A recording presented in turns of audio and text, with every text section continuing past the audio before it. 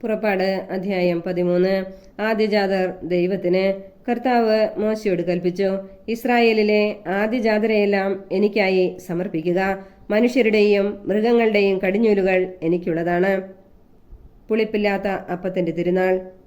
മോശ ജനത്തോട് പറഞ്ഞു, അടിമത്തത്തിന്റെ നാടായ ഈജിപ്തിൽ നിന്ന് പുറത്തു വന്ന ഈ ദിവസം നിങ്ങൾ അനുസ്മരിക്കണം. കർത്താവാണ് തന്റെ ശക്തമായ കരത്താൽ നിങ്ങളെ അവിടെ നിന്ന് മോചിപ്പിച്ചത്. ഈ ദിവസം ആരും പുളിപ്പുള്ള അപ്പം ഭക്ഷിക്കരുത്. അബീബു മാസത്തിലെ ഈ ദിവസമാണ് നിങ്ങൾ പുറപ്പെട്ടത്. കാനാന്യർ, ഹിത്യർ, അമോര്യർ, ഹിവ്യർ, ജബൂസ്യർ എന്നിവരുടെ നാട്ടിലേക്ക് നിങ്ങൾക്ക് നൽകാമെന്ന് കർത്താവ് നിങ്ങളുടെ പിതാക്കന്മാരോട് വാഗ്ദാനം ചെയ്ത തേനും പാലും ഒഴുകുന്ന ദേശത്തേക്ക് അവിടുന്ന് നിങ്ങളെ പ്രവേശിപ്പിച്ചു കഴിയുമ്പോൾ ഈ മാസത്തിൽ ഈ കർമ്മം നിങ്ങൾ അനുഷ്ഠിക്കണം. നിങ്ങൾ 7 ദിവസത്തേക്ക് പുളിപ്പില്ലാത്ത അപ്പം ഭക്ഷിക്കണം. 7-ാം ദിവസം കർത്താവിന്റെ തിരുനാളായി ആചരിക്കണം. 7 ദിവസത്തേക്ക് പുളിപ്പില്ലാത്ത അപ്പമേ ഭക്ഷിക്കാവൂ. പുളിപ്പുള്ള അപ്പം നിങ്ങളുടെ പക്കൽ കാണരുത്. പുളിമാവ് നിങ്ങളുടെ നാട്ടിലെങ്ങും ഉണ്ടായിരിക്കരുത്. ആ ദിവസം നിന്റെ മകനോട് പറയണം, ഈജിപ്തിൽ നിന്ന് ഞാൻ പുറത്തു പോന്നപ്പോൾ കർത്താവ് എനിക്ക് വേണ്ടി പ്രവർത്തിച്ചതിന്റെ ഓർമ്മയ്ക്കായിട്ടാണിത്. ഇത് നിന്റെ ഭുജത്തിൽ ഒരടയാളവും നെറ്റിയിൽ ഒരു സ്മാരകവും എന്ന പോലെ ആയിരിക്കണം. അങ്ങനെ കർത്താവിന്റെ നിയമം എപ്പോഴും നിന്റെ അധരത്തിലുണ്ടായിരിക്കട്ടെ. എന്തെന്നാൽ ശക്തമായ കരത്താലാണ് കർത്താവ് നിങ്ങളെ ഈജിപ്തിൽ നിന്ന് മോചിപ്പിച്ചത്. വർഷം തോറും നിശ്ചിത സമയത്ത് ഇത് ആചരിക്കണം. ആദ്യജാതന്മാരുടെ സമർപ്പണം. നിങ്ങളോടും നിങ്ങളുടെ പിതാക്കന്മാരോടും വാഗ്ദാനം ചെയ്തതുപോലെ കർത്താവ് നിങ്ങളെ കാനാൻ ദേശത്ത് പ്രവേശിപ്പിക്കുകയും അവിടം നിങ്ങൾക്ക് നൽകുകയും ചെയ്യുമ്പോൾ നിങ്ങളുടെ എല്ലാ ആദ്യജാതരെയും കർത്താവിന് സമർപ്പിക്കണം. മൃഗങ്ങളുടെ കടിഞ്ഞൂലുകളിലും ആൺകുട്ടികൾ കർത്താവിനുള്ളവയായിരിക്കും. എന്നാൽ ഒരു ആട്ടിൻകുട്ടിയെ പകരം കൊടുത്ത് കഴുതയുടെ കടിഞ്ഞൂലിനെ വീണ്ടെടുക്കാം. വീണ്ടെടുക്കുന്നില്ലെങ്കിൽ അതിന്റെ കഴുത്ത് ഞെരിച്ച് കൊന്നുകളയണം. നിങ്ങളുടെ മക്കളിൽ ആദ്യജാതരെയെല്ലാം വീണ്ടെടുക്കണം. ഇതിന്റെ അർത്ഥം എന്താണെന്ന് പിൽക്കാലത്ത് നിന്റെ മകൻ ചോദിച്ചാൽ നീ പറയണം, അടിമത്തത്തിന്റെ നാടായ ഈജിപ്തിൽ നിന്ന് കർത്താവ് തന്റെ ശക്തമായ കരത്താൽ നമ്മെ മോചിപ്പിച്ചു. നമ്മെ വിട്ടയക്കാൻ ഫറവോ വിസമ്മതിച്ചപ്പോൾ ഈജിപ്തിലെ ആദ്യജാതരെ, മനുഷ്യരുടെയും മൃഗങ്ങളുടെയും കടിഞ്ഞൂലുകളെയെല്ലാം കർത്താവ് സംഹരിച്ചു. അതിനാലാണ് മൃഗങ്ങളുടെ കടിഞ്ഞൂലുകളിൽ ആൺകുട്ടികളെയെല്ലാം ഞാൻ കർത്താവിന് ബലിയർപ്പിക്കുന്നത്. എന്നാൽ എന്റെ കടിഞ്ഞൂൽപുത്രന്മാരെ ഞാൻ വീണ്ടെടുക്കുന്നു. ഇത് നിന്റെ ഭുജത്തിൽ ഒരടയാളവും നെറ്റിയിൽ ഒരു സ്മാരകവും എന്ന പോലെയായിരിക്കണം. എന്തെന്നാൽ തന്റെ ശക്തമായ കരത്താൽ കർത്താവ് നമ്മെ ഈജിപ്തിൽ നിന്ന് പുറത്തേക്ക് കൊണ്ടുവന്നു. മേഘസ്തംഭവും അഗ്നിസ്തംഭവും. ഫറവോ ജനത്തെ വിട്ടയച്ചപ്പോൾ ഫിലിസ്ത്യരുടെ ദേശത്തുകൂടെയുള്ള വഴിയായിരുന്നു എളുപ്പമെങ്കിലും അതിലെയല്ല ദൈവം അവരെ നയിച്ചത്.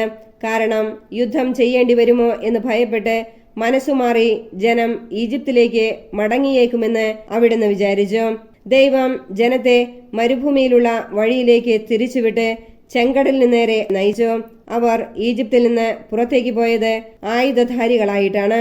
ജോസഫ് ഇസ്രായേൽക്കാരെ കൊണ്ട് സത്യം ചെയ്യിച്ചിരുന്നതനുസരിച്ച് മോശ ജോസഫിന്റെ അസ്ഥികളും കൂടെ കൊണ്ടുപോയി. ജോസഫ് അവരോട് പറഞ്ഞിരുന്നു, ദൈവം തീർച്ചയായും നിങ്ങളെ സന്ദർശിക്കും. അപ്പോൾ എന്റെ അസ്ഥികൾ ഇവിടെ നിന്ന് നിങ്ങളുടെ കൂടെ കൊണ്ടുപോകണം. അവർ സുക്കോത്തിൽ നിന്ന് മുമ്പോട്ട് നീങ്ങി മരുഭൂമിയുടെ അരികെയുള്ള ഏത്താമിൽ കൂടാരമടിച്ചു. അവർക്ക് രാവും പകലും യാത്ര ചെയ്യാനാവും വിധം പകൽ വഴികാട്ടാൻ ഒരു മേഘസ്തംഭത്തിലും രാത്രിയിൽ പ്രകാശം നൽകാൻ ഒരു അഗ്നിസ്തംഭത്തിലും കർത്താവ് അവർക്ക് മുമ്പ് പോയിരുന്നു. പകൽ മേഘസ്തംഭമോ രാത്രി അഗ്നിസ്തംഭമോ അവരുടെ മുമ്പിൽ നിന്ന് മാറിയില്ല. പുറപ്പാട് അധ്യായം 14. ചെങ്കടൽ കടക്കുന്നു. കർത്താവ് മോശയോട് അരുളി ചെയ്തു, ഇസ്രായേൽക്കാരോട് പറയുക, നിങ്ങൾ പിന്തിരിഞ്ഞ് പിഹഹിറോത്തിന് മുമ്പിൽ മിഗ്ദോലിനും കടലിനും മധ്യേ ബാൽസെഫോന്റെ എതിർവശത്ത് പാളയമടിക്കുവിൻ. പാളയമടിക്കുന്നത് കടലിനടുത്തായിരിക്കണം. അപ്പോൾ ഫറവോ ഇസ്രായേൽക്കാരെ കുറിച്ച് പറയും, അവർ ഇതാ നാട്ടിൽ അലഞ്ഞു തിരിയുന്നു. മരുഭൂമി അവരെ കുടുക്കിലാക്കിയിരിക്കുന്നു. ഇസ്രായേൽക്കാരെ അനുധാവനം ചെയ്യത്തക്ക വിധം ഫറവോയെ ഞാൻ കഠിനചിത്തനാക്കും. ഫറവോയുടെയും അവന്റെ സൈന്യങ്ങളുടെയും മേൽ ഞാൻ മഹത്വം വരിക്കും. ഞാനാണ് കർത്താവ് എന്ന് അപ്പോൾ ഈജിപ്തുകാർ മനസ്സിലാക്കും. കർത്താവ് പറഞ്ഞതുപോലെ ഇസ്രായേൽക്കാർ പ്രവർത്തിച്ചു.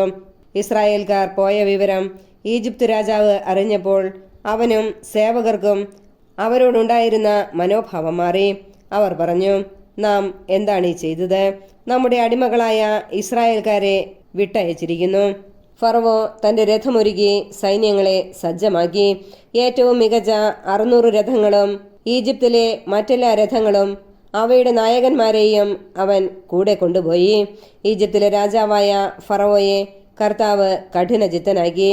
ധൈര്യപൂർവം മുന്നോട്ട് പോയിക്കൊണ്ടിരുന്ന ഇസ്രായേൽക്കാരെ ഈജിപ്തുകാർ പിന്തുടർന്നു.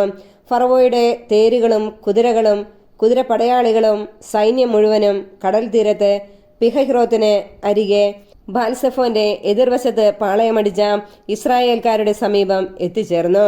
ഫറവോ സമീപിച്ചു കൊണ്ടിരുന്നപ്പോൾ ഇസ്രായേൽ ജനം കണ്ണുകളുയർത്തി നോക്കി. തങ്ങളെ പിന്തുടരുന്ന ഈജിപ്തുകാരെ അവർ കണ്ടു. ഭയവിഹുലരായ ഇസ്രായേൽക്കാർ കർത്താവിനെ വിളിച്ച് പ്രാർത്ഥിച്ചു. അവർ മോശയോട് ചോദിച്ചു, ഈജിപ്തിൽ ശവക്കുഴികളിൽ ഞാഞ്ഞിട്ടാണോ നീ ഞങ്ങളെ മരുഭൂമിയിൽ കിടന്ന് മരിക്കാൻ കൂട്ടിക്കൊണ്ടുവന്നിരിക്കുന്നത്? നീ എന്താണ് ഞങ്ങളോട് ചെയ്തിരിക്കുന്നത്? ഈജിപ്തിൽ നിന്ന് എന്തിനാണ് ഞങ്ങളെ പുറത്തു കൊണ്ടുവന്നത്? ഞങ്ങളെ തനിയെ വിട്ടേക്കൂ. ഞങ്ങൾ ഈജിപ്തുകാർക്ക് വേല ചെയ്ത് കഴിഞ്ഞുകൊള്ളാം എന്ന് ഈജിപ്തിൽ വച്ച് ഞങ്ങൾ നിന്നോട് പറഞ്ഞതല്ലേ? ഈജിപ്തുകാർക്ക് അടിമവേല ചെയ്യുകയായിരുന്നു മരുഭൂമിയിൽ കിടന്ന് മരിക്കുന്നതിനേക്കാൾ മെച്ചം. മോശ ജനത്തോട് പറഞ്ഞു, നിങ്ങൾ ഭയപ്പെടാതെ ഉറച്ചു നിൽക്കുവിൻ. നിങ്ങൾക്ക് വേണ്ടി ഇന്ന് കർത്താവ് ചെയ്യാൻ പോകുന്ന രക്ഷാകൃത്യം നിങ്ങൾ കാണും. ഇന്ന് കണ്ട ഈജിപ്തുകാരെ ഇനിമേൽ നിങ്ങൾ കാണുകയില്ല. കർത്താവ് നിങ്ങൾക്ക് വേണ്ടി യുദ്ധം ചെയ്തുകൊള്ളും. നിങ്ങൾ ശാന്തരായിരുന്നാൽ മതി. കർത്താവ് മോശയോട് പറഞ്ഞു, നീ എന്തിന് എന്നെ വിളിച്ച് കരയുന്നു? മുമ്പോട്ട് പോകാൻ ഇസ്രായേൽക്കാരോട് പറയുക. നിന്റെ വടി കയ്യിലെടുത്ത് കടലിന് മീതെ നീട്ടി അതിനെ വിഭജിക്കുക. ഇസ്രായേൽക്കാർ കടലിന് നടുവെ വരണ്ട നിലത്തിലൂടെ കടന്നു പോകട്ടെ. ഞാൻ ഈജിപ്തുകാരെ കഠിനചിത്തരാക്കും. അവർ നിങ്ങളെ പിന്തുടരും. ഞാൻ ഫറവോയുടെയും അവന്റെ സൈന്യങ്ങളുടെയും തേരുകളുടെയും കുതിരപ്പടയാളികളുടെയും മേൽ മഹത്വം നേടും. ഫറവോയുടെയും അവന്റെ രഥങ്ങളുടെയും അശ്വസേനയുടെയും മേൽ ഞാൻ മഹത്വം വരിക്കുമ്പോൾ ഞാനാണ് കർത്താവെന്ന് ഈജിപ്തുകാർ മനസ്സിലാക്കും. ഇസ്രായേൽ ജനത്തിന് മുമ്പേ പോയിക്കൊണ്ടിരുന്ന ദൈവദൂതൻ അവിടെ നിന്ന് മാറി അവരുടെ പിമ്പെ പോകാൻ തുടങ്ങി. മേഘസ്തംഭവും മുമ്പിൽ നിന്ന് മാറി പിമ്പിൽ വന്നു നിന്നു. അത് ഈജിപ്തുകാരുടെയും ഇസ്രായേൽക്കാരുടെയും പാളയങ്ങൾക്കിടയിൽ വന്നു നിന്നു. മേഘം ഇരുട്ട് നിറഞ്ഞതായിരുന്നു. അതിനാൽ ഒരു കൂട്ടർക്ക് മറ്റവരെ സമീപിക്കാനാവാതെ രാത്രി കഴിഞ്ഞു. മോശ കടലിനു മീതെ കൈ നീട്ടി. കർത്താവ് രാത്രി മുഴുവൻ ശക്തമായ ഒരു കിഴക്കൻ കാറ്റയച്ചു. കടലിനെ പിറകോട്ട് മാറ്റി. കടൽ വരണ്ട ഭൂമിയാക്കി. വെള്ളം വിഭജിക്കപ്പെട്ടു. ഇസ്രായേൽക്കാർ കടലിനു നടുവെ ഉണങ്ങിയ മണ്ണിലൂടെ നടന്നു. അവരുടെ വലത്തും ഇടത്തും വെള്ളം മതിൽ പോലെ നിന്നു. ഈജിപ്തുകാർ ഫറവോയുടെ കുതിരകളും കുതിരപ്പടയാളികളും തേരുകളുമെല്ലാം അവരെ പിന്തുടർന്ന് കടലിന്റെ നടുവിലേക്ക് നീങ്ങി. രാത്രിയുടെ അന്ത്യയാമത്തിൽ കർത്താവ് അഗ്നിയുടെയും മേഘത്തിന്റെയും സ്തംഭത്തിൽ നിന്ന് ഈജിപ്തുകാരുടെ സൈന്യത്തെ നോക്കി അവരെ പരിഭ്രാന്തരാക്കി. അവിടുന്ന് രഥചക്രങ്ങൾ തടസ്സപ്പെടുത്തി. തന്മൂലം ഗതി ദുഷ്കരമായി. അപ്പോൾ ഈജിപ്തുകാർ പറഞ്ഞു, ഇസ്രായേൽക്കാരിൽ നിന്ന് നമുക്ക് ഓടി രക്ഷപ്പെടാം. കർത്താവ് അവർക്ക് വേണ്ടി ഈജിപ്തിനെതിരെ യുദ്ധം ചെയ്യുന്നു. അപ്പോൾ കർത്താവ് മോശയോട് പറഞ്ഞു, നിന്റെ കരം കടലിന് മീതെ നീട്ടുക. വെള്ളം മടങ്ങി വന്ന് ഈജിപ്തുകാരെയും അവരുടെ തേരുകളെയും കുതിരപ്പടയാളികളെയും മൂടട്ടെ. മോശ കടലിനു മീതെ കൈ നീട്ടി. പ്രഭാതമായപ്പോഴേക്ക് കടൽ പൂർവ്വസ്ഥിതിയിലായി. ഈജിപ്തുകാർ പിന്തിരിഞ്ഞോടിയത് അതിന് മധ്യത്തിലേക്കാണ്. അങ്ങനെ കർത്താവ് ഈജിപ്തുകാരെ നടുക്കടലിൽ അഴ്ത്തി. ഇസ്രായേൽക്കാരെ പിന്തുടർന്ന് കടലിലിറങ്ങിയ തേരുകളെയും കുതിരപ്പടയാളികളെയും ഫറവോയുടെ സൈന്യം മുഴുവനെയും കടൽ വെള്ളം മൂടിക്കളഞ്ഞു. അവരിൽ ആരും അവശേഷിച്ചില്ല. എന്നാൽ ഇസ്രായേൽക്കാർ കടലിന് നടുവെ വരണ്ട ഭൂമിയിലൂടെ നടന്നുപോയി. അവരുടെ വലത്തും ഇടത്തും വെള്ളം മതിൽ പോലെ നിലകൊണ്ടു. അങ്ങനെ ആ ദിവസം കർത്താവ് ഇസ്രായേൽക്കാരെ ഈജിപ്തുകാരിൽ നിന്ന് രക്ഷിച്ചു. ഈജിപ്തുകാർ കടൽ തീരത്ത് മരിച്ചു കിടക്കുന്നത് ഇസ്രായേൽക്കാർ കണ്ടു. കർത്താവ് ഈജിപ്തുകാർക്കെതിരെ ഉയർത്തിയ ശക്തമായ കരം ഇസ്രായേൽക്കാർ കണ്ടു. ജനം കർത്താവിനെ ഭയപ്പെട്ടു. കർത്താവിനെയും അവിടുത്തെ ദാസനായ മോശയെയും വിശ്വസിക്കുകയും ചെയ്തു. പുറപ്പാട് അധ്യായം 15. മോശയുടെ കീർത്തനം. മോശയും ഇസ്രായേൽക്കാരും കർത്താവിനെ സ്തുതിച്ചുകൊണ്ട് ഈ ഗാനം ആലപിച്ചു. കർത്താവിനെ ഞാൻ പാടി സ്തുതിക്കും, എന്തെന്നാൽ അവിടുന്ന് മഹത്വപൂർണമായ വിജയം നേടിയിരിക്കുന്നു. കുതിരയെയും കുതിരക്കാരനെയും അവിടുന്ന് കടലിൽ എറിഞ്ഞു.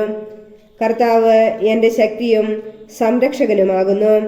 അവിടുന്ന് എനിക്ക് രക്ഷയായി ഭവിച്ചിരിക്കുന്നു. അവിടുന്നാണ് എൻ്റെ ദൈവം, ഞാൻ അവിടുത്തെ സ്തുതിക്കും. അവിടുന്നാണ് എൻ്റെ പിതാവിൻ്റെ ദൈവം, ഞാൻ അവിടുത്തെ കീർത്തിക്കും. കർത്താവ് യോദ്ധാവാകുന്നു, കർത്താവ് എന്നാകുന്നു അവിടുത്തെ നാമം. ഫറവോയുടെ രഥങ്ങളെയും സൈന്യങ്ങളെയും അവിടുന്ന് കടലിൽ ആഴ്ത്തി. അവൻ്റെ ധീരരായ സൈന്യാധിപർ ചെങ്കടലിൽ മുങ്ങി മരിച്ചു. ആഴമേറിയ ജലം അവരെ മൂടി. അഗാധതയിലേക്ക് കല്ലുപോലെ അവർ താണു. കർത്താവെ, അങ്ങയുടെ വലത്തുകൈ ശക്തിയാൽ മഹത്വമാർന്നിരിക്കുന്നു. കർത്താവെ, അങ്ങയുടെ വലത്തുകൈ ശത്രുവിനെ ചിതറിച്ചിരിക്കുന്നു. അനന്തമഹിമയാൽ അങ്ങ് എതിരാളികളെ തകർക്കുന്നു. കോപാഗ്നി അയച്ച് വൈക്കോൽ എന്ന പോലെ അവരെ ദഹിപ്പിക്കുന്നു. അങ്ങയുടെ നിശ്വാസത്താൽ ജലം കുന്നുകൂടി, പ്രവാഹങ്ങൾ നിശ്ചലമായി, കടലിന്റെ ആഴങ്ങൾ ഉറഞ്ഞ് കട്ടയായി. ശത്രു പറഞ്ഞു, ഞാൻ അവരെ പിന്തുടർന്ന് പിടികൂടും. അവരുടെ വസ്തുക്കൾ ഞാൻ കൊള്ളയടിച്ച് പങ്കുവയ്ക്കും. എൻ്റെ അഭിലാഷം ഞാൻ പൂർത്തിയാക്കും. ഞാൻ വാളൂരും, എൻ്റെ കരം അവരെ സംഹരിക്കും. നിന്റെ കാറ്റ് നീ വീശി, കടൽ അവരെ മൂടി. ഈയക്കട്ടകൾ പോലെ അവർ ആഴിയുടെ ആഴത്തിലേക്ക് താണു. കർത്താവെ, ദേവന്മാരിൽ അങ്ങേക്ക് തുല്യനായി ആരുണ്ട്?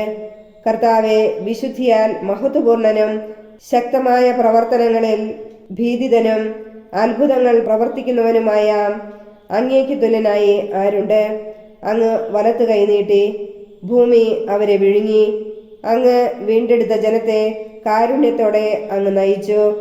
അങ്ങയുടെ വിശുദ്ധ വസതിയിലേക്ക് ശക്തിയാൽ അവിടുന്ന് അവരെ നയിച്ചു. ഇത് കേട്ട ജനതകൾ ഭയന്നു വിറച്ചു. ഫിലിസ്ത്യർ ആകുലരായി, ഏദോം പ്രഭുക്കന്മാർ പരിഭ്രാന്തരായി, മോവാബിലെ പ്രബലന്മാർ കിടിലം കൊണ്ടു, കാനാൻ നിവാസികൾ മൃതപ്രായരായി. അങ്ങയുടെ ജനം കടന്നു പോകുന്നതുവരെ, കർത്താവെ, അങ്ങ് വീണ്ടെടുത്ത ജനം കടന്നു പോകുന്നതുവരെ ഭീതിയും പരിഭ്രാന്തിയും അവരെ കീഴ്പ്പെടുത്തുന്നു. അങ്ങയുടെ കരത്തിന്റെ ശക്തി അവരെ ശിലാതുല്യം നിശ്ചലരാക്കുന്നു. കർത്താവെ, അങ്ങ് അവരെ കൊണ്ടുവന്ന് അങ്ങയുടെ വിശുദ്ധമലയിൽ അങ്ങേക്ക് വസിക്കാനായി ഒരുക്കിയിരിക്കുന്ന സ്ഥലത്ത് അങ്ങയുടെ കരങ്ങൾ സ്ഥാപിച്ച വിശുദ്ധ മന്ദിരത്തിൽ അവരെ നട്ടുപിടിപ്പിക്കും. കർത്താവ് എന്നേക്കും രാജാവായി ഭരിക്കും. ഫറവോയുടെ കുതിരകൾ തേരുകളോടും പടയാളികളോടും ഒന്നിച്ച് കടലിലേക്ക് ഇറങ്ങിച്ചെന്നപ്പോൾ കർത്താവ് കടൽ വെള്ളം അവരുടെ മേൽ തിരികെ പായിച്ചു. എന്നാൽ ഇസ്രായേൽ ജനം കടലിന്റെ നടുവെ വരണ്ട ഭൂമിയിലൂടെ കടന്നുപോയി. അപ്പോൾ പ്രവാചികയും അഹറോന്റെ സഹോദരിയുമായ മിരിയാം തപ്പ് കയ്യിലെടുത്തു. സ്ത്രീകളെല്ലാവരും തപ്പുകളെടുത്ത് നൃത്തം ചെയ്തുകൊണ്ട് അവളെ അനുഗമിച്ചു. മിരിയാം അവർക്ക് പാടിക്കൊടുത്തു, കർത്താവിനെ പാടി സ്തുതിക്കുവിൻ, എന്തെന്നാൽ അവിടുന്ന് മഹത്വപൂർണമായ വിജയം നേടിയിരിക്കുന്നു. കുതിരയെയും കുതിരക്കാരനെയും അവിടുന്ന് കടലിലെറിഞ്ഞു. മാറായിലെ ജലം. മോശ ഇസ്രായേൽക്കാരെ ചെങ്കടലിൽ നിന്ന് മുമ്പോട്ട് നയിച്ചു. അവർ ഷൂർ മരുഭൂമിയിൽ പ്രവേശിച്ചു.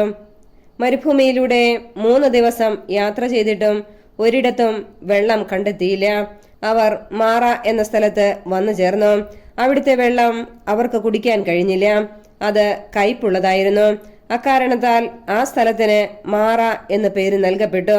ജനം മോശയ്ക്കെതിരെ പിറുപിറുത്തു, ഞങ്ങൾ എന്തു കുടിക്കും? അവൻ കർത്താവിനെ വിളിച്ചപേക്ഷിച്ചു. അവിടുന്ന് അവന് ഒരു തടിക്കഷ്ണം കാണിച്ചു കൊടുത്തു. അത് വെള്ളത്തിലിട്ടപ്പോൾ വെള്ളം മധുരിച്ചു. അവിടെ വച്ച് അവിടുന്ന് അവർക്ക് ഒരു നിയമം നൽകി. അവിടുന്ന് അവരെ പരീക്ഷിച്ചു. അവിടുന്ന് അരുളി ചെയ്തു, നീ നിന്റെ ദൈവമായ കർത്താവിന്റെ സ്വരം ശ്രദ്ധാപൂർവം ശ്രവിക്കുകയും അവിടുത്തെ ദൃഷ്ടിയിൽ ശരിയായത് പ്രവർത്തിക്കുകയും അവിടുത്തെ കൽപ്പനകൾ അനുസരിക്കുകയും ചട്ടങ്ങൾ പാലിക്കുകയും ചെയ്താൽ ഞാൻ ഈജിപ്തുകാരുടെ മേൽ വരുത്തിയ മഹാമാരികളിലൊന്നും നിന്റെ മേൽ വരുത്തുകയില്ല. ഞാൻ നിന്നെ സുഖപ്പെടുത്തുന്ന കർത്താവാണ്. അതിനുശേഷം അവർ ഏലിം ദേശത്ത് വന്നു. അവിടെ 12 നീരുറവകളും 70 ഈന്തപ്പനകളും ഉണ്ടായിരുന്നു. അവിടെ ജലാശയത്തിന് സമീപം അവർ പാളയമടിച്ചു. പുറപ്പാട് അധ്യായം 16. മന്നായും കാടപക്ഷിയും. ഇസ്രായേൽ സമൂഹം ഏലിമിൽ നിന്ന് പുറപ്പെട്ട് ഏലിമിനും സീനായിക്കുമിടയ്ക്ക് ഉള്ള സീൻ മരുഭൂമിയിലെത്തി. ഈജിപ്തിൽ നിന്ന് പുറപ്പെട്ടതിന്റെ 2-ാം മാസം 15-ാം ദിവസമായിരുന്നു അത്.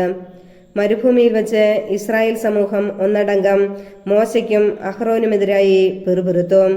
ഇസ്രായേൽക്കാർ അവരോട് പറഞ്ഞു, ഈജിപ്തിൽ ഇറച്ചിപ്പാത്രത്തിനടുത്തിരുന്ന് തൃപ്തിയാവോളം അപ്പം തിന്നുകൊണ്ടിരുന്നപ്പോൾ കർത്താവിന്റെ കരത്താൽ കൊല്ലപ്പെട്ടിരുന്നുവെങ്കിൽ എത്ര നന്നായിരുന്നു. എന്നാൽ സമൂഹം മുഴുവനെയും പട്ടിണിയിട്ട് കൊല്ലാനായി ഞങ്ങളെ ഈ മരുഭൂമിയിലേക്ക് നിങ്ങൾ കൊണ്ടുവന്നിരിക്കുന്നു. കർത്താവ് മോശയോട് പറഞ്ഞു, ഞാൻ നിങ്ങൾക്കായി ആകാശത്തിൽ നിന്ന് അപ്പം വർഷിക്കും. ജനങ്ങൾ പുറത്തിറങ്ങി ഓരോ ദിവസത്തേക്കും ആവശ്യമുള്ളത് ശേഖരിക്കട്ടെ. അങ്ങനെ അവർ എന്റെ നിയമമനുസരിച്ച് നടക്കുമോ ഇല്ലയോ എന്ന് ഞാൻ പരീക്ഷിക്കും. 6-ാം ദിവസം നിങ്ങൾ ശേഖരിക്കുന്നത് അകത്തു കൊണ്ടുവന്ന് ഒരുക്കി വയ്ക്കുമ്പോൾ അത് ദിനംപ്രതി ശേഖരിക്കുന്നതിന്റെ ഇരട്ടിയുണ്ടായിരിക്കും. മോശയും അഹ്റോനും എല്ലാ ഇസ്രായേൽക്കാരോടുമായി പറഞ്ഞു, കർത്താവാണ് നിങ്ങളെ ഈജിപ്തിൽ നിന്ന് പുറത്തേക്ക് കൊണ്ടുവന്നതെന്ന് സന്ധ്യയാകുമ്പോൾ നിങ്ങൾ ഗ്രഹിക്കും. പ്രഭാതമാകുമ്പോൾ നിങ്ങൾ കർത്താവിന്റെ മഹത്വം ദർശിക്കും. കാരണം തനിക്കെതിരായ നിങ്ങളുടെ പെറുപെറുപ്പുകൾ കർത്താവ് കേട്ടിരിക്കുന്നു. ഞങ്ങൾക്കെതിരായി നിങ്ങൾ ആവലാതിപ്പെടാൻ ഞങ്ങൾ ആരാണ്? മോശ പറഞ്ഞു, നിങ്ങൾക്ക് ഭക്ഷിക്കാൻ വൈകുന്നേരം മാംസവും രാവിലെ വേണ്ടുവോളം അപ്പവും കർത്താവ് തരും. എന്തെന്നാൽ അവിടത്തേക്കെതിരായുള്ള നിങ്ങളുടെ ആവലാതികൾ അവിടുന്ന് കേട്ടിരിക്കുന്നു. ഞങ്ങൾ ആരാണ്? നിങ്ങളുടെ ആവലാതികൾ ഞങ്ങൾക്കെതിരായിട്ടല്ല, കർത്താവിനെതിരായിട്ടാണ്. അനന്തരം മോശ അഹ്റോനോട് പറഞ്ഞു, ഇസ്രായേൽ സമൂഹത്തോട് പറയുക, നിങ്ങൾ കർത്താവിന്റെ സന്നിധിയിലേക്ക് അടുത്തു വരുവിൻ. എന്തെന്നാൽ കർത്താവ് നിങ്ങളുടെ ആവലാതികൾ കേട്ടിരിക്കുന്നു. അഹ്റോൻ ഇസ്രായേൽ സമൂഹത്തോട് സംസാരിച്ചപ്പോൾ അവർ മരുഭൂമിയിലേക്ക് നോക്കി. അപ്പോൾ കർത്താവിന്റെ മഹത്വം മേഘത്തിൽ പ്രത്യക്ഷപ്പെട്ടു. കർത്താവ് മോശയോട് അരുളി ചെയ്തു, ഇസ്രായേൽക്കാരുടെ പരാതികൾ ഞാൻ കേട്ടു. അവരോട് പറയുക, സായംകാലത്ത് നിങ്ങൾ മാംസം ഭക്ഷിക്കും, പ്രഭാതത്തിൽ തൃപ്തിയാവോളം അപ്പവും. കർത്താവായ ഞാനാണ് നിങ്ങളുടെ ദൈവമെന്ന് അപ്പോൾ നിങ്ങൾ മനസ്സിലാക്കും. വൈകുന്നേരമായപ്പോൾ കാടപക്ഷികൾ വന്ന് പാളയം മൂടി. രാവിലെ പാളയത്തിനു ചുറ്റും മഞ്ഞ് വീണ് കിടന്നിരുന്നു. മഞ്ഞുരുകിയപ്പോൾ മരുഭൂമിയുടെ ഉപരിതലത്തിൽ പൊടിമഞ്ഞ് പോലെ വെളുത്തുരുണ്ട് ലോലമായ ഒരു വസ്തു കാണപ്പെട്ടു.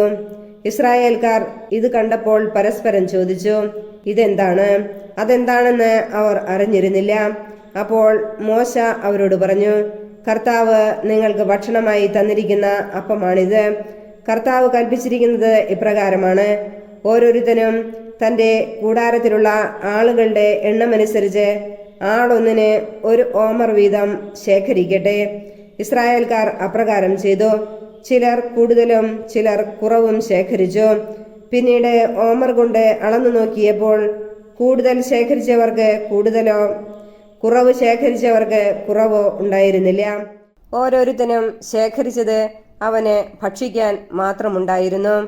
മോശ അവരോട് പറഞ്ഞു, ആരും അതിൽ നിന്ന് അല്പം പോലും പ്രഭാതത്തിലേക്ക് നീക്കിവെക്കരുത്. എന്നാൽ അവർ മോശയെ അനുസരിച്ചില്ല. ചിലർ അതിൽ നിന്നും ഒരു ഭാഗം പ്രഭാതത്തിലേക്ക് നീക്കിവെച്ചു. അത് പുഴുത്ത് മോശമായി. മോശ അവരോട് കോപിച്ചു. പ്രഭാതം തോറും ഓരോരുത്തരും തങ്ങൾക്ക് ഭക്ഷിക്കാവുന്നിടത്തോളം ശേഖരിച്ചു കൊണ്ടിരുന്നു. ബാക്കിയുള്ളത് സൂര്യൻ ഉദിച്ചുയരുമ്പോൾ ഉരുകിപ്പോയിരുന്നു. 6-ാം ദിവസം ഒരാൾക്ക് 2 ഓമർ വീതം ഇരട്ടിയായി അപ്പം അവർ ശേഖരിച്ചു. സമൂഹ നേതാക്കൾ വന്ന് വിവരം മോശയെ അറിയിച്ചു. അപ്പോൾ അവൻ അവരോട് പറഞ്ഞു, കർത്താവിന്റെ കൽപ്പന ഇതാണ്, നാളെ പരിപൂർണ വിശ്രമത്തിന്റെ ദിവസമാണ്, കർത്താവിന്റെ വിശുദ്ധമായ സാബത്ത് ദിനം. വേണ്ടത്ര അപ്പം ഇന്ന് ചുട്ടെടുക്കുവിൻ, വേവിക്കേണ്ടത് വേവിക്കുകയും ചെയ്യുവിൻ, ബാക്കി വരുന്നത് അടുത്ത പ്രഭാതത്തിലേക്ക് സൂക്ഷിക്കുവിൻ. മോശ കൽപ്പിച്ചതുപോലെ മിച്ചം വന്നത് അവർ പ്രഭാതത്തിലേക്ക് മാറ്റിവെച്ചു. അത് ചീത്തയായി പോയില്ല, അതിൽ പുഴുക്കൾ ഉണ്ടായതുമില്ല. മോശ പറഞ്ഞു, ഇന്ന് കർത്താവിന്റെ വിശ്രമദിനം ആകയാൽ നിങ്ങൾ അത് ഭക്ഷിച്ചുകൊള്ളുവിൻ. പാളയത്തിന് വെളിയിൽ ഇന്ന് അപ്പം കാണുകയില്ല. 6 ദിവസം നിങ്ങൾ അത് ശേഖരിക്കണം. 7-ാം ദിവസം സാബത്താകയാൽ അത് ഉണ്ടായിരിക്കുകയില്ല. 7-ാം ദിവസം ജനങ്ങളിൽ ചിലർ അപ്പം ശേഖരിക്കാനായി പുറത്തിറങ്ങി, എന്നാൽ ഒന്നും കണ്ടില്ല. അപ്പോൾ കർത്താവ് മോശയോട് ചോദിച്ചു, നിങ്ങൾ എത്ര നാൾ എന്റെ കൽപ്പനകളും നിയമങ്ങളും പാലിക്കാതെയിരിക്കും? കർത്താവ് നിങ്ങൾക്ക് സാബത്ത് നിശ്ചയിച്ചിരിക്കുന്നു. അതുകൊണ്ടാണ് 6-ാം ദിവസം അവിടുന്ന് 2 ദിവസത്തേക്കുള്ള അപ്പം നിങ്ങൾക്ക് തരുന്നത്. 7-ാം ദിവസം ഓരോരുത്തരും തന്റെ വസതിയിൽ തന്നെ കഴിയട്ടെ, ആരും പുറത്തു പോകരുത്. അതനുസരിച്ച് 7-ാം ദിവസം ജനം വിശ്രമിച്ചു. ഇസ്രായേൽക്കാർ അതിന് മന്ന എന്നു പേര് നൽകി. അത് കൊത്തമ്പാലരി പോലെയായിരുന്നു, വെളുത്തതും തേൻ ചേർത്ത അപ്പത്തിന്റെ രുചിയുള്ളതുമായിരുന്നു. മോശ പറഞ്ഞു, കർത്താവിന്റെ കൽപ്പന ഇതാണ്, ഈജിപ്തിൽ നിന്ന് ഞാൻ നിങ്ങളെ കൊണ്ടുപോരുമ്പോൾ മരുഭൂമിയിൽ വച്ച് നിങ്ങൾക്ക് ഭക്ഷിക്കാൻ തന്ന അപ്പം നിങ്ങളുടെ പിൻതലമുറക്കാർ കാണുന്നതിനു വേണ്ടി അതിൽ നിന്ന് 1 ഓമർ എടുത്ത് സൂക്ഷിച്ചു വയ്ക്കുവിൻ. മോശ അഹറോനോട് പറഞ്ഞു, ഒരു പാത്രത്തിൽ 1 ഓമർ മന്ന എടുത്ത് നിങ്ങളുടെ പിൻതലമുറകൾക്ക് വേണ്ടി കർത്താവിന്റെ സന്നിധിയിൽ സൂക്ഷിച്ചു വയ്ക്കുക. കർത്താവ് മോശയോട് കൽപ്പിച്ചതുപോലെ അഹറോൻ അത് സാക്ഷ്യപേടകത്തിന് മുമ്പിൽ സൂക്ഷിച്ചു വച്ചു. ഇസ്രായേൽക്കാർ മനുഷ്യവാസമുള്ള സ്ഥലത്തെത്തുന്നതുവരെ 40 വർഷത്തേക്ക് മന്ന ഭക്ഷിച്ചു. കാനാൻ ദേശത്തിന്റെ അതിർത്തിയിലെത്തുന്നതുവരെ മന്നയാണ് അവർ ഭക്ഷിച്ചത്. 1 ഓമർ 1 ഏഫായുടെ 10-1. പുറപ്പാട് അധ്യായം 17. പാറയിൽ നിന്ന് ജലം. ഇസ്രായേൽ സമൂഹം മുഴുവൻ സീൻ മരുഭൂമിയിൽ നിന്ന് പുറപ്പെട്ടു. കർത്താവിന്റെ നിർദ്ദേശമനുസരിച്ച് പടിപടിയായി യാത്ര ചെയ്ത് റഫീദീമിൽ എത്തി പാളയമടിച്ചു. അവിടെ അവർക്ക് കുടിക്കാൻ വെള്ളമുണ്ടായിരുന്നില്ല. ജനം മോശയെ കുറ്റപ്പെടുത്തിക്കൊണ്ട്, ഞങ്ങൾക്ക് കുടിക്കാൻ വെള്ളം തരിക എന്ന് പറഞ്ഞു. മോശ അവരോട് പറഞ്ഞു, നിങ്ങൾ എന്തിന് എന്നെ കുറ്റപ്പെടുത്തുന്നു? എന്തിന് കർത്താവിനെ പരീക്ഷിക്കുന്നു? ദാഹിച്ചു വലഞ്ഞ ജനം മോശയ്ക്കെതിരെ ആവലാതിപ്പെട്ട് ചോദിച്ചു, നീ എന്തിനാണ് ഞങ്ങളെ ഈജിപ്തിൽ നിന്ന് പുറത്തേക്ക് കൊണ്ടുവന്നത്? ഞങ്ങളും കുട്ടികളും കന്നുകാലികളും ദാഹിച്ചു ചാകട്ടെ എന്ന് കരുതിയാണോ? മോശ കർത്താവിനോട് നിലവിളിച്ചു പറഞ്ഞു, ഈ ജനത്തോട് ഞാൻ എന്താണ് ചെയ്യുക? ഏറെ താമസിയാതെ അവർ എന്നെ കല്ലെറിയും. കർത്താവ് മോശയോട് അരുളി ചെയ്തു, ഏതാനും ഇസ്രായേൽ ശ്രേഷ്ഠന്മാരുമൊത്ത് നീ ജനത്തിന്റെ മുമ്പേ പോവുക. നദിയുടെ മേൽ അടിക്കാൻ ഉപയോഗിച്ച വടിയും കയ്യിലെടുത്തുകൊള്ളുക. ഇതാ, നിനക്കു മുമ്പിൽ ഹോറബിലെ പാറമേൽ ഞാൻ നിൽക്കും. നീ ആ പാറയിൽ അടിക്കണം. അപ്പോൾ അതിൽ നിന്ന് ജനത്തിന് കുടിക്കാൻ വെള്ളം പുറപ്പെടും. ഇസ്രായേൽ ശ്രേഷ്ഠന്മാരുടെ സാന്നിധ്യത്തിൽ മോശ അങ്ങനെ ചെയ്തു. ഇസ്രായേൽക്കാർ അവിടെ വെച്ച് കലഹിച്ചതിനാലും കർത്താവ് തങ്ങളുടെ ഇടയിൽ ഉണ്ടോ ഇല്ലയോ എന്ന് ചോദിച്ചുകൊണ്ട് കർത്താവിനെ പരീക്ഷിച്ചതിനാലും മോശ ആ സ്ഥലത്തിന് മാസ എന്നും മെരീബ എന്നും പേരിട്ടു. അമലേക്കരുമായി യുദ്ധം. അമലേക്കർ റഫീദീമിൽ വന്ന് ഇസ്രായേൽക്കാരെ ആക്രമിച്ചു. അപ്പോൾ മോശ ജോഷയോട് പറഞ്ഞു, ആളുകളെ തിരഞ്ഞെടുത്ത് അമലേക്കരുമായി യുദ്ധത്തിന് പുറപ്പെടുക. ഞാൻ നാളെ ദൈവത്തിന്റെ വടി കയ്യിലെടുത്ത് മലമുകളിൽ നിൽക്കും. മോശ പറഞ്ഞതനുസരിച്ച് ജോഷുവ അമലേക്കരുമായി യുദ്ധം ചെയ്തു. മോശ, അഹ്റോൻ, ഹൂർ എന്നിവർ മലമുകളിൽ കയറി നിന്നു. മോശ കരങ്ങൾ ഉയർത്തി പിടിച്ചിരുന്നപ്പോഴെല്ലാം ഇസ്രായേൽ വിജയിച്ചു കൊണ്ടിരുന്നു. കരങ്ങൾ താഴ്ത്തിയപ്പോൾ അമലേക്കർക്കായിരുന്നു വിജയം. മോശയുടെ കൈകൾ കുഴഞ്ഞു. അപ്പോൾ അവർ ഒരു കല്ല് നീക്കിയിട്ട് കൊടുത്തു. മോശ അതിന്മേലിരുന്നു. അഹ്റോനും ഹൂറും അവന്റെ കൈകൾ ഉയർത്തിപ്പിടിച്ചുകൊണ്ട് ഇരുവശങ്ങളിലും നിന്നു. സൂര്യാസ്തമയം വരെ അവന്റെ കൈകൾ ഉയർന്നു തന്നെ നിന്നു. ജോഷുവ അമലേക്കിനെയും അവന്റെ ആളുകളെയും വാളുകൊണ്ട് അരിഞ്ഞു വീഴ്ത്തി. കർത്താവ് മോശയോട് അരുളി ചെയ്തു, ഇതിന്റെ ഓർമ്മ നിലനിർത്താനായി നീ ഇത് ഒരു പുസ്തകത്തിൽ എഴുതി ജോഷയെ വായിച്ചു കേൾപ്പിക്കുക. ആകാശത്തിന് കീഴിൽ നിന്ന് അമലേക്കിന്റെ സ്മരണ ഞാൻ നിശേഷം മായിച്ചു കളയും. മോശ അവിടെ ഒരു ബലിപീഠം നിർമ്മിച്ച് അതിന് യാഹ്വേ നിസ്സി എന്ന് പേര് നൽകി. എന്തെന്നാൽ അവൻ പറഞ്ഞു, കർത്താവിന്റെ പതാക കയ്യിലെടുക്കുവിൻ, തലമുറ തോറും കർത്താവ് അമലേക്കിനെതിരായി യുദ്ധം ചെയ്തുകൊണ്ടിരിക്കും. പുറപ്പാട് അധ്യായം 18. മോശയും ജെത്രോയും. മോശയ്ക്കും അവന്റെ ജനമായ ഇസ്രായേലിനു വേണ്ടി ദൈവം എന്തെല്ലാം ചെയ്തുവെന്നും അവിടുന്ന് അവരെ ഈജിപ്തിൽ നിന്ന് എപ്രകാരം മോചിപ്പിച്ചുവെന്നും മിദിയാനിലെ പുരോഹിതനും മോശയുടെ അമ്മായിയപ്പനുമായ ജെത്രോ കേട്ടറിഞ്ഞു. മോശ തന്റെ ഭാര്യ സിപ്പോറയെ തിരിച്ചയച്ചപ്പോൾ അവന്റെ അമ്മായിയപ്പൻ ജെത്രോ അവളെയും അവളുടെ 2 പുത്രന്മാരെയും സ്വീകരിച്ചു. അവരിൽ ഒരുവന്റെ പേര് ഗർഷോം എന്നായിരുന്നു. കാരണം ഞാനൊരു പ്രവാസിയാകുന്നു എന്ന് പറഞ്ഞാണ് മോശ അവന് പേരിട്ടത്. അപരന്റെ പേര് എലിയസർ എന്നായിരുന്നു. കാരണം എൻ്റെ പിതാവിൻ്റെ ദൈവമാണ് എൻ്റെ സഹായം, അവിടുന്ന് ഫറവോയുടെ വാളിൽ നിന്ന് എന്നെ രക്ഷിച്ചു എന്ന് അവൻ പറഞ്ഞു. മരുഭൂമിയിൽ ദൈവത്തിന്റെ മലയുടെ സമീപം കൂടാരമടിച്ചിരുന്ന മോശയുടെ അടുക്കലേക്ക് അവന്റെ ഭാര്യയെയും പുത്രന്മാരെയും കൂട്ടിക്കൊണ്ട് അമ്മായിയപ്പൻ ജെത്രോ വന്നു. ഒരുവൻ വന്ന് മോശയെ അറിയിച്ചു, നിന്റെ അമ്മായിയപ്പൻ ജെത്രോ നിന്റെ ഭാര്യയോടും അവളുടെ 2 പുത്രന്മാരോടും കൂടെ വന്നിരിക്കുന്നു. മോശ ഉടനെ തന്റെ അമ്മായിയപ്പനെ സ്വീകരിക്കാൻ പുറത്തേക്ക് വന്നു. അവൻ ജെത്രോയെ നമസ്കരിക്കുകയും ചുംബിക്കുകയും ചെയ്തു. കുശല പ്രശ്നത്തിന് ശേഷം അവർ കൂടാരത്തിനുള്ളിലേക്ക് പോയി.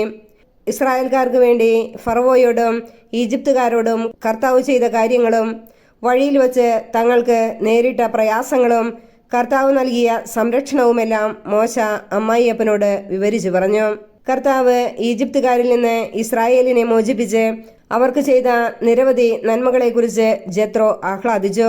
അവൻ പറഞ്ഞു, ഈജിപ്തുകാരിൽ നിന്നും ഫറവോയിൽ നിന്നും നിങ്ങളെ രക്ഷിച്ച കർത്താവ് വാഴ്ത്തപ്പെട്ടവനാകുന്നു. കർത്താവ് സകല ദേവന്മാരെയുംകാൾ വലിയവനാണെന്ന് ഇപ്പോൾ ഞാൻ മനസ്സിലാക്കുന്നു. എന്തെന്നാൽ ഈജിപ്തുകാർ അവരോട് അഹങ്കാരപൂർവ്വം പെരുമാറിയപ്പോൾ അവരുടെ പിടിയിൽ നിന്ന് അവിടുന്ന് തന്റെ ജനത്തെ മോചിപ്പിച്ചു.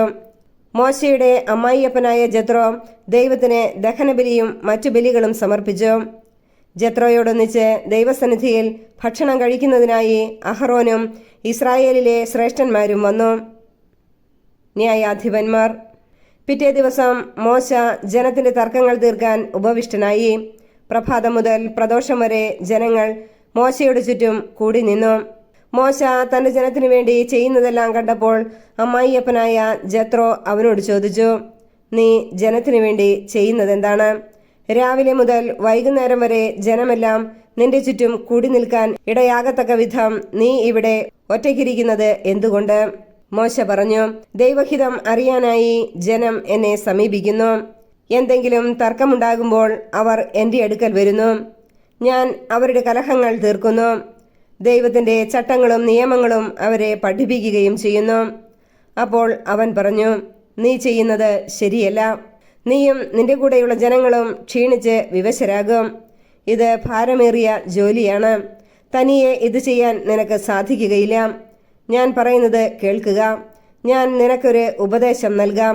ദൈവം നിന്നോടുകൂടെ ഉണ്ടായിരിക്കട്ടെ. നീ ദൈവത്തിന്റെ മുൻപിൽ ജനങ്ങളുടെ പ്രതിനിധിയായിരിക്കണം. അവരുടെ തർക്കങ്ങൾ അവിടുത്തെ അറിയിക്കണം. അവരെ ചട്ടങ്ങളും നിയമങ്ങളും പഠിപ്പിക്കണം. അവർ ചരിക്കേണ്ട മാർഗവും അനുഷ്ഠിക്കേണ്ട കർത്തവ്യങ്ങളും അവർക്ക് നിർദ്ദേശിച്ചു കൊടുക്കണം. കഴിവും ദൈവഭയമുള്ളവരും സത്യസന്ധരും കൈക്കൂലി വെറുക്കുന്നവരുമായ ആളുകളെ ജനത്തിൽ നിന്ന് തിരഞ്ഞെടുത്ത് അവരെ 1000ഉം 100ഉം 50ഉം 10ഉം വീതമുള്ള ഗണങ്ങളുടെ അധിപന്മാരായി നിയമിക്കുക. അവർ എല്ലായ്പ്പോഴും ജനങ്ങളുടെ തർക്കങ്ങൾക്ക് തീർപ്പ് കൽപ്പിക്കട്ടെ. വലിയ കാര്യങ്ങൾ നിന്നെ ഏൽപ്പിക്കുകയും ചെറിയവ അവർ തന്നെ തീരുമാനിക്കുകയും ചെയ്യട്ടെ. അങ്ങനെ അവർ നിന്നെ സഹായിക്കുമ്പോൾ നിന്റെ ജോലി എളുപ്പമാകും. ഇത് ദൈവകൽപ്പനയാണെന്ന് ഗ്രഹിച്ച് ഇപ്രകാരം പ്രവർത്തിച്ചാൽ ജോലി നിർവിഘ്നം തുടരാൻ നിനക്ക് സാധിക്കും. ജനങ്ങൾ സംതൃപ്തരായി തങ്ങളുടെ വസതികളിലേക്ക് മടങ്ങുകയും ചെയ്യും. മോശ അമ്മായിയപ്പന്റെ ഉപദേശം കേട്ട് അതനുസരിച്ച് പ്രവർത്തിച്ചു. മോശ ഇസ്രായേൽക്കാരിൽ നിന്ന് സമർത്ഥരായ ആളുകളെ തിരഞ്ഞെടുത്ത് 1000ഉം 100ഉം 50ഉം 10ഉം വീതമുള്ള ഗണങ്ങളുടെ മേൽ അവരെ അധിപന്മാരായി നിയമിച്ചു. അവർ എല്ലായ്പ്പോഴും ജനങ്ങളുടെ ഇടയിൽ നീതി നടത്തി. സുപ്രധാനമായ കാര്യങ്ങൾ മോശയെ ഏൽപ്പിച്ചു. ചെറിയ കാര്യങ്ങൾ അവർ തന്നെ തീരുമാനിച്ചു. അനന്തരം മോശ അമ്മായിയപ്പനെ യാത്രയാക്കി. അവൻ സ്വന്തം നാട്ടിലേക്ക് മടങ്ങി.